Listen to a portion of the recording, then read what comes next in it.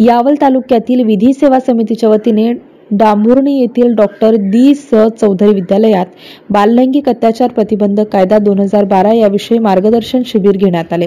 अलीकडच्या काळात बालकांवर होणाऱ्या लैंगिक अत्याचाराच्या घटनांमध्ये मोठ्या प्रमाणात वाढ झाली आहे। अशा घटनांमध्ये बालकांचा मानसिक आणि शारीरिक छळ होऊन त्यांच्यात भीती व न्यूनगंडपणा बळावतो। असे बालक समाजाच्या मुख्य प्रवाहातून बाहेर फेकले जातात। त्यांचा सर्वांगीण विकास करणे आपल्या सर्वांचे कर्तव्य आहे। बालकांच्या मानवी हक्काच्या दृष्टीनेही अशा घटनांचे निर्मूलन होणे आवश्यक आहे।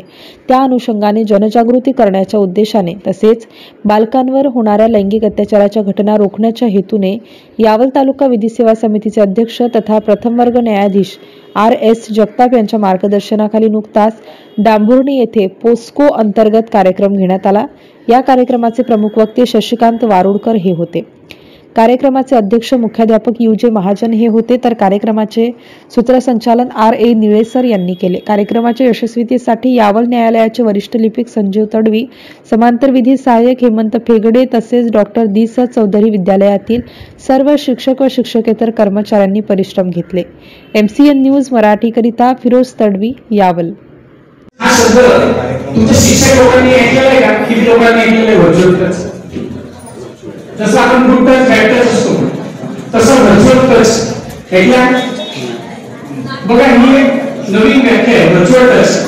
ही व्याख्या अशी आहे की बॅक टच आणि ग्रुप टच करता करता आजकाल एक व्हर्च्युअल टच पण होतो आणि तो व्हर्च्युअल टच मध्ये म्हणजे आभासी स्पर्श, त्याला काय म्हणतो आपण? आभासी स्पर्श। हा आभासी स्पर्श असा आहे की याच्यामध्ये समोरचा व्यक्ती अगदी आपल्या समोर नसतो, पण तो आपल्याला स्पर्श करतो। मग कसा स्पर्श करेल?